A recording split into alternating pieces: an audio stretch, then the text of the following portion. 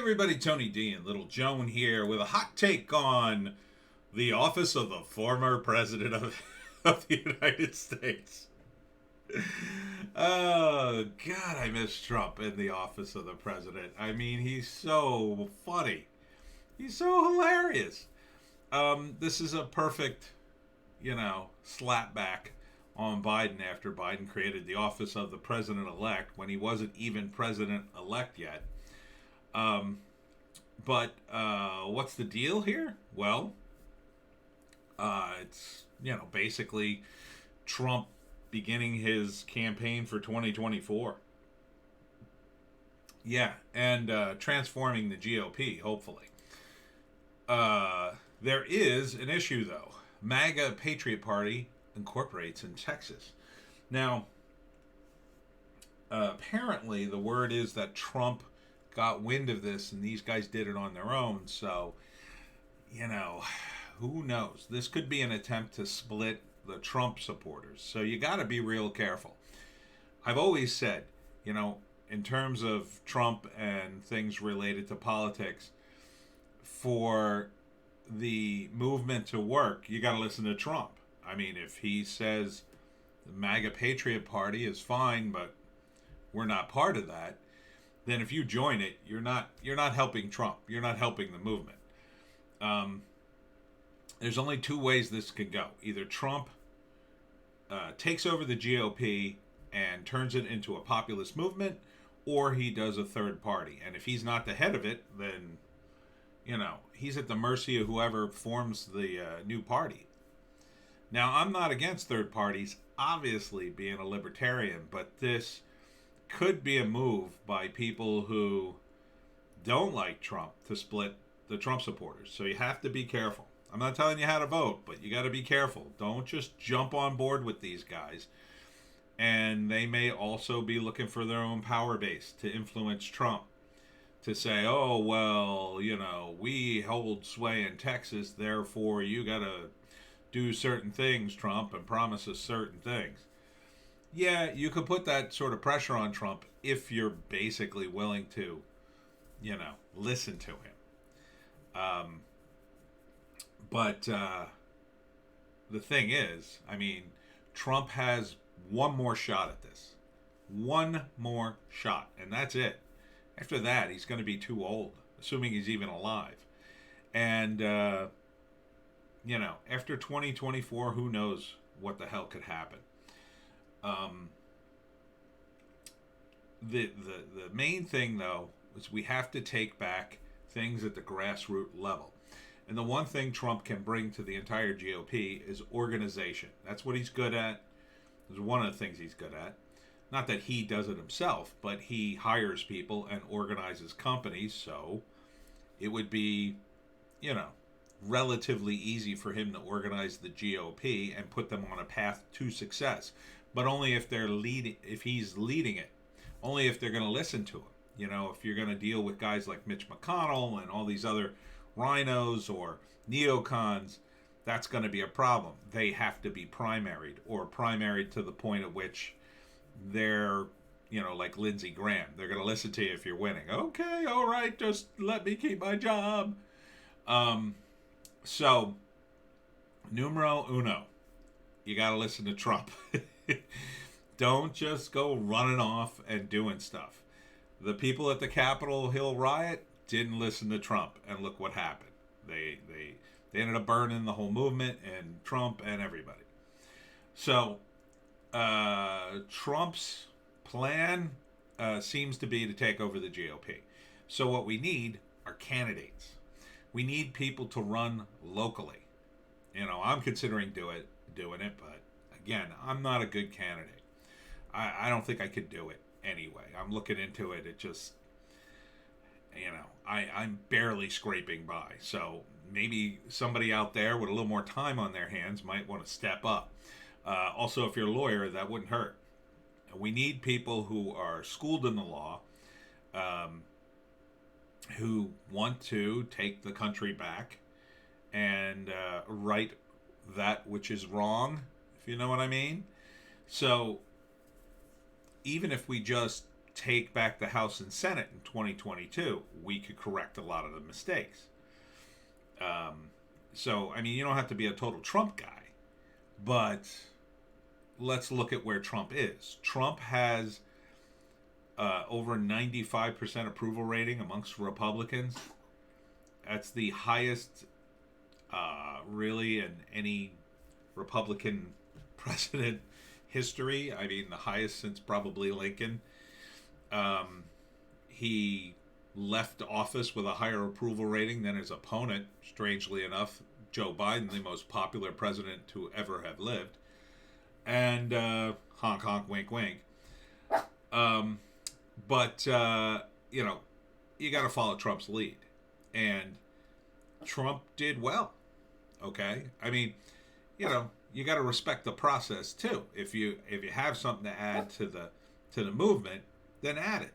You know, bring it up to Trump. He's not made of stone. He's taken things in before, but be professional about it. You know, Trump is a guy who respects the optics of the thing, and the optics are what's really important now. Optics are going to win things. We're in trouble in terms of the culture war, and what we have going for us is the Democrats are going to be failing for the next 4 years. Yeah.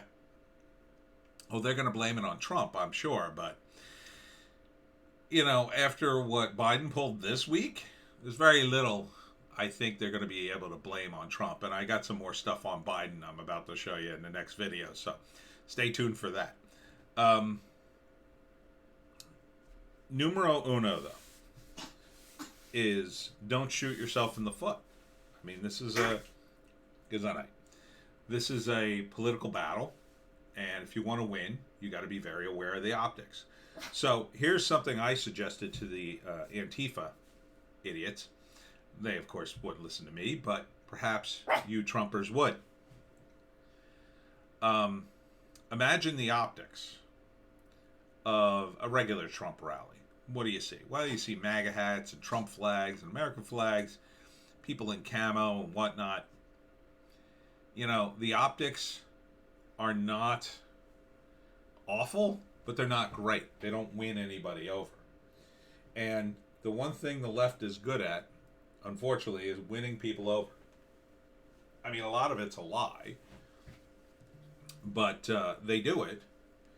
You know, part of that's organization, which we need more of. We need more guys like the Persistence. You all right? We need more guys like the Persistence. And the Persistence is a guy on Twitter. You can look him up. He goes from town to town registering people to vote and registering Republicans. We need like 10,000 of those guys across the country. But if you're going to do a Trump rally or a MAGA rally or whatever you're going to call it, use optics. And I think one of the things you could do... Here, go get a drink, Joe. You sound like you're choking to death. My God. One of the things you could do is do what I suggested to Antifa, which is dress in suits, carry Bibles, sing church hymns, and look like incredibly respectable people. Now, you might still get attacked. You might get milkshaked by the Antifa guys or whatever. But the optics on that look a hell of a lot better than the Trump supporters in your favor. Just like the Antifa guys would taunt the cops, and then when they got hit, they went, "Oh, I'm being abused." Imagine the optics. Again, this is all from MLK, right? MLK, what did he do? Everybody dressed in their Sunday's best, you know, except the hippies. And they marched to Selma, and they were viciously attacked, and everybody had sympathy for them. Because here were these nice church-going people in suits and dresses being mercilessly attacked.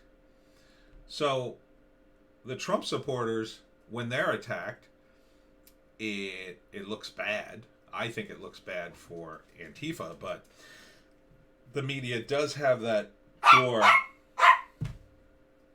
open enough to massage the narration in the favor of the left. Now imagine a bunch of Antifa guys attacking people in suits carrying Bibles and singing hymns. Now where's that opening? It's not there. And in fact, you've probably picked up support because there are people who are churchgoers, probably Republicans, but maybe not political at all, who see that and go, "Hey, they're attacking, nice people, nice church-going folk. They don't look like they're hurting anybody." So you have to look like you're not hurting anybody. The Trump look, the MAGA hat, camo jacket, and all that, it looks tough. And that's fine if you want to, get down in the street and fight with the Antifa guys. But if you look, if you work the look, and you look like someone who is genuine and honest, then people are going to go, "Wait a minute, this isn't right." And that's what you want. That's the reaction you want if these idiots attack you. Even if the news tries to spin it another way. The news can't spin what you're seeing. And the cops will be influenced too. The cops will see that and go, "Oh man, we can't let these people get beat up. They came out in here in these nice clothes and look what they're doing. They're just singing." That's what you have to do.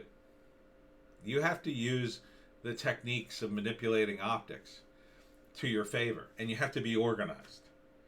And stop organizing on Facebook. Stop organizing on Twitter. Stop organizing on social media. We had this thing called newsletters. And we just passed them out. Just go door to door. Don't involve social media at all. That way when you show up, it's a surprise. That way when you show up, no one's organized the thing. Don't tell anybody who organized it. Don't sign any names to it. Just have a group. Just have a group. Okay? And know everybody in the group. That's key. And know that they're not going to do something stupid like bring a baseball bat and start smashing people or whatever. Because no one's going to expect a bunch of people in suits not carrying weapons to suddenly just start throwing bricks and lighting fires. It'll look ridiculous if you're accused of that. I mean, if you get, God forbid, arrested after a riot breaks out or something, then you have to go in front of a judge, and the judge looks at the footage and so he'll just immediately think to himself, "Well, this is ridiculous. These people were in the streets singing Bible hymns." Yeah. I mean, unless the judge is a total radical leftist willing to go, "Okay, that hymn triggered people and you people are responsible with your radical Christian ways." It's possible. The other thing, too, is to get a little diversity rainbow going. Now we have Trump supporters who are black, Latino, Jewish, Cuban, every stripe. Get them out into the group, too. That's important. Because if they're in the group, too, then it's not some Christian fundamentalist group. It's a religious, non-denominational religious organization made up of Muslims, Christians, Buddhists. I mean, the more you can get, the better.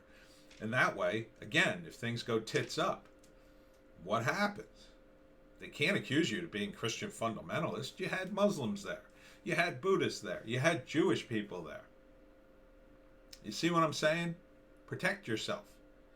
And then, once you've got that protection, it's about being visible. It's about being seen. When you reach the point that the news won't dare even cover your protest, you know you're going somewhere. At that point, you can show up, pretty much anywhere and be immune. Now, you're still going to need to protect yourself and protect the group. Make sure everybody gets back to their car, make sure they, park in the same area, even have guys to stay back just to watch the cars, organize a bus, whatever. And then make sure everybody leaves at the same time. That's one thing that hasn't happened in the later Trump movements. They're more spontaneous and not organized. Organize them better. Okay? Everybody shows up at a specific time. You go, you do the protest, everyone leaves. Everyone, all at the same time. Leave no man behind, but everybody leave. This way, you don't have a situation, somebody gets jumped or hurt, You don't have a situation where somebody lingers, gets into a fight, and then it gets blamed on the wrong person. Now, you're going to have guys in the group who go off the reservation, don't listen, or whatever. Unless you know those guys, don't even let them into the organization. Don't let them in. If they're not willing to listen, say, okay, go do your own thing, but we're doing this. Because, it doesn't do you any good to show up and have 25% of the people in nice suits. You have to all be in the suits. One or two, okay. Somebody's late, whatever. But that's a powerful image. People in their Sunday best, marching with Bibles, other religious iconography. It's a powerful message. And you'll pick up supporters that way. If they see, and look, I'll tell you, I was moved in the protest of the Orthodox Jewish community in New York. Those guys came out and they protested, and they were attacked by the cops, and I was outraged for them. Because, I'm not Jewish, but I see them as a bunch of guys who, they have a religious upbringing, and they're not a bunch of criminals. They're not BLM and Antifa. They're just a bunch of religious guys. And this wasn't religious. Okay? It wasn't that they were there trying to push their religious views on people. They were there because they had no choice. They were being oppressed. And that's the image we want to give off. So anyhow, just some thoughts on that. But numero uno, wait for Trump. Trump's the general. You can't have people underneath your command not listening to you and just running around willy-nilly. Use Trump as a guide. Hopefully, good things will happen.